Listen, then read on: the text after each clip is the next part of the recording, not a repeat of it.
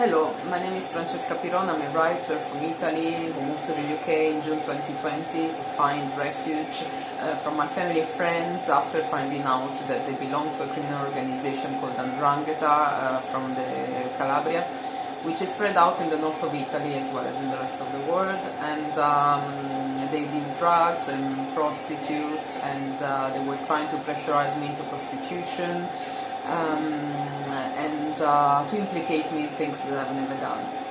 But the reason why my family have never told me that they belong to a criminal organization and that they were doing things on the side, as well as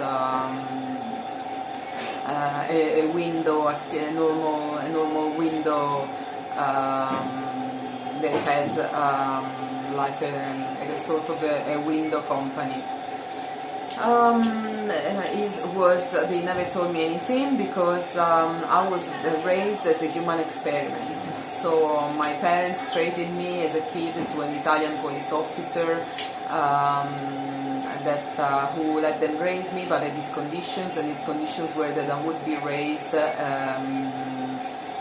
as a human experiment, which meant to expose me to traumatic situations of my life. And for traumatic situations, I mean all sorts of traumatic situations, starting from sexual abuse as a kid and as an adult, psychological abuse, pharmaceutical product testing when I was growing up, all sorts of things.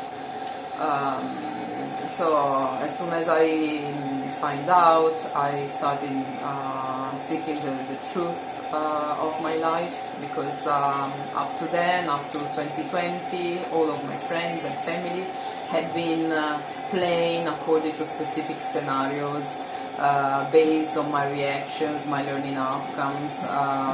So they weren't real. They were faking, playing according to specific scenarios that were set, written by experts of the mind and all the people who are behind the experiment. And the experiment is funded by politicians, international corporations, basically all my providers. And they have lots of money and the possibility